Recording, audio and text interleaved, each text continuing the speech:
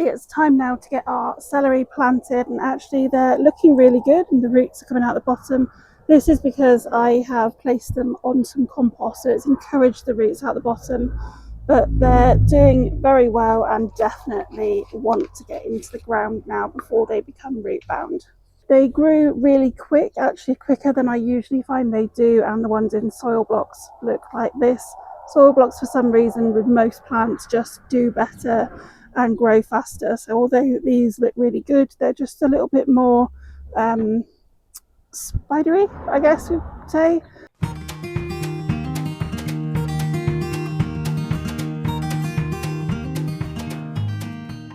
Some of the leaves are coming out sideways, so some of the smaller leaves I'm going to remove, and we want to do that as they grow as well. This is going to encourage new growth of the thicker stems. These were our early sowings, so they are going to be planted into the polytunnel, and they're actually going to be planted amongst my tomatoes because the shade of the tomatoes is going to help keep the soil damp and give them an environment that they're happier in, because these are bog plants. Do look back at video 1 if you haven't already, and it'll give you lots more information. Now is also the time to sow more of these seeds.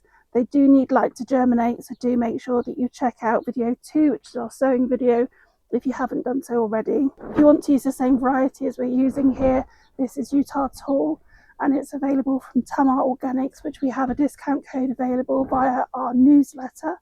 So if you'd like to sign up for that, then just comment newsletter and I'll send you over the link. So if you do have any sort of irrigation system, then it is great to plant them right next to that if you can. So just going to dig a little bit of a hole and plant them level with where they were in the compost previously. If you've got any roots that are root bound, just loosen them up. And we're just going to place them into the ground and firm that down.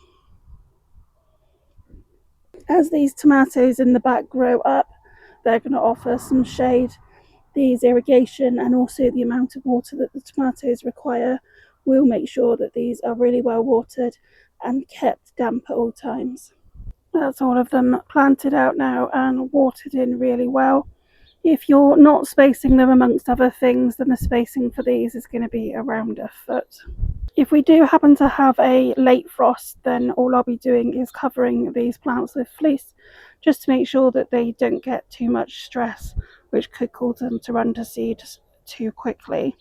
And then we'll next have a look at these when we're ready to start harvesting some of the outside stems.